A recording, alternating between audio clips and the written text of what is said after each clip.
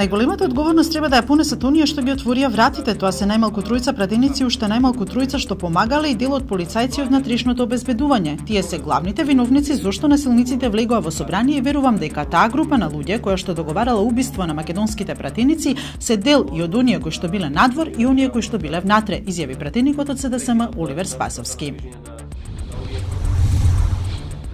Екстерното тестирање нема да се реализира во јуни, иако Државниот испитен центар веќе ги објави датумите за негово одржување, најавуваат од СДСМ.